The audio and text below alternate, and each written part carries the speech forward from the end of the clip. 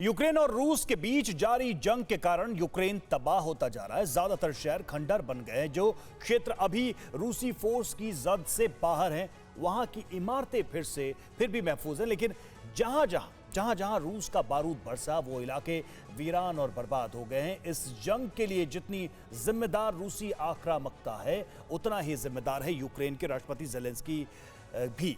और जब अब दुनिया के एक और मुल्क के राष्ट्राध्यक्ष ज़ेलेंस्की की राह पर चल पड़े हैं, आखिर कौन है वो और किससे है इस मुल्क को डर?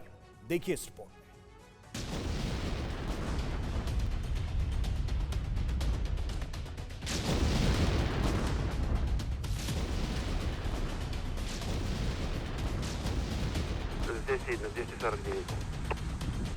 पोलैंड बॉर्डर के पास लवीव में रॉकेट से अटैक।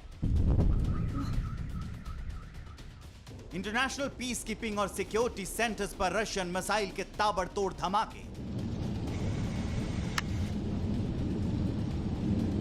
मरियुपोल में भीषण जंग के बीच रशियन टैंक्स की तबाही, आम लोगों के घर और महफूज ठिकाने टारगेट पर।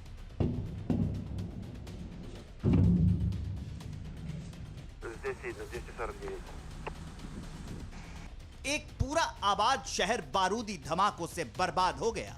शहर के शहर तबाह हो गए, आलीशान इमारतें छलनी छलनी हो गई, जिंदा दिल आबादी खंडहरों में गुम हो गई।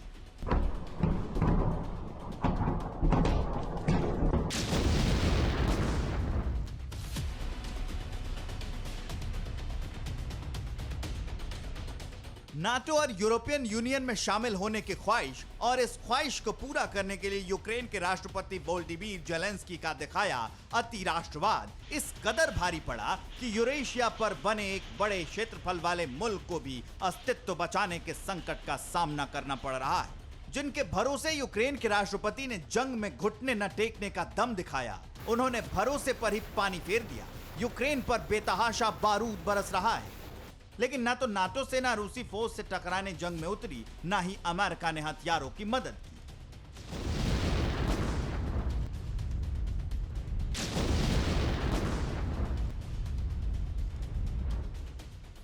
अब जंग में यूक्रेन अकेला है। कहने के लिए रूस के खिलाफ प्रतिबंध लग चुके हैं, लेकिन ना तो रूस को इससे कोई फर्क पड़ रहा है, ना ही रशियन फोर्स के हाहाकारी हथियारों ने आग उगलना बंद किया है।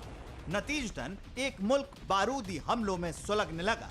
लेकिन सवाल यह है कि आखिर इस जंग का जिम्मेदार है कौन? क्या प्रेसिडेंट पुतिन जंग के लिए जिम्मेदार हैं? क्या नाटो और यूरोपियन यूनियन ने जंग के लिए उकसाया है? या फिर क्या ज़ेलेंस्की के अति राष्ट्रवाद के कारण यह जंग छिड़ी?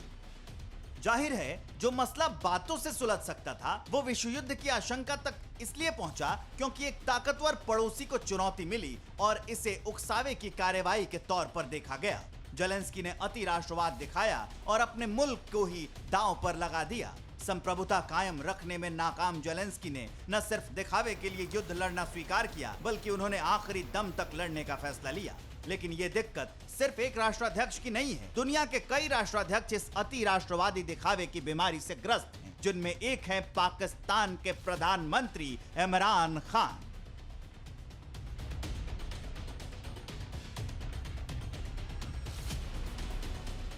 भारत का पड़ोसी वो मुल्क जहां सियासी हलचल है, जो गृह युद्ध की दिशा में आगे बढ़ रहा है, और अब अति राष्ट्रवाद की दिखावे वाली बीमारी से पीड़ित प्रधानमंत्री इमरान खान ठीक रूस के सामने बनाए गए हालातों को हिंदुस्तान के सामने दोहराने की कोशिश कर रहे हैं। पाकिस्तान के अंदरूनी हालात जिनके बस में नहीं है, वो जंग में जीत का ख्वाब देख रहे हैं, लेकिन हिंदुस्तान हालातों पर खामोश है। और कारण सिर्फ इतना है कि विश्व युद्ध की तरफ आगे बढ़ रही दुनिया में जंग का नया मुहाना खोलने से गुरेज नहीं किया जा रहा है। लेकिन पाकिस्तानी हुक्मरानों को यह रास नहीं आ रहा। तो क्या इमरान खान यूक्रेन जैसे हालात चाहते हैं?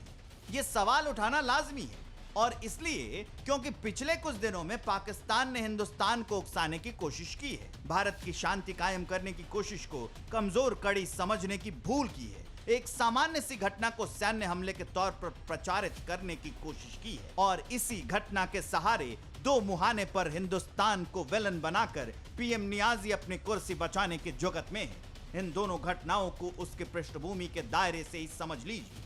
भारत की एक मिसाइल पाकिस्तान के पंजाब में गिरी, मियां चन्नो इलाके में मिसाइल से कोई नुकसान नहीं हुआ। भारत ने सफाई दी कि मिसाइल मेंटेनेंस के दौरान एक्सीडेंटल फायर हुई थी। भारतीय मिसाइल पर कोई भी वॉरहेड नहीं लगा था। लेकिन पाकिस्तान ने इसे मुद्दा बनाया और अंतर्राष्ट्रीय स्तर पर उठाने की तैयारी की।